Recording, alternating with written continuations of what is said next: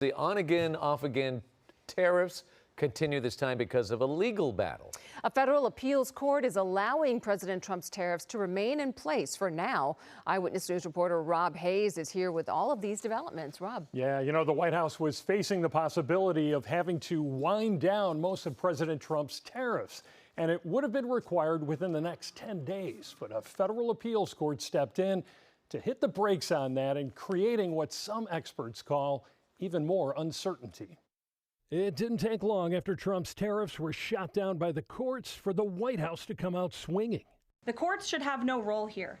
There is a troubling and dangerous trend of unelected judges inserting themselves into the presidential decision-making process. White House Press Secretary Caroline Leavitt saying the administration intends to take the battle over the president's tariff powers to the Supreme Court. And late this afternoon, Trump administration attorneys catching a break. A federal appeals court hitting pause on the U.S. Court of International Trade ruling, which declared many of Trump's tariffs to be illegal. Those tariffs now allowed to stay in place temporarily. All it does is just shocks the systems with uncertainty. USC professor Nick Via says that uncertainty just stretches out the entire tariff negotiating process, as well as leaves many businesses struggling to figure out their overseas supply chains. Here in Southern California, port officials say they don't expect to see an immediate return to normal shipping. The CEO of the Port of Long Beach telling us, we expect the canceled sailings at the Port of Long Beach in June to remain canceled until there is additional clarity about collection of tariffs. It's important to remember that the supply chain can't turn on a dime.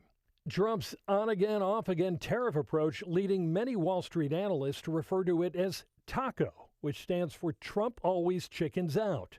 Asked about that, the president lashing out. And I chicken out. I've never heard that. 6 months ago, this country was stone cold dead.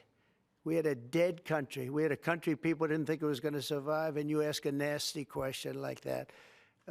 It's called negotiation. But with port volume down and supply chains in chaos, experts say Trump's approach to global trade isn't working.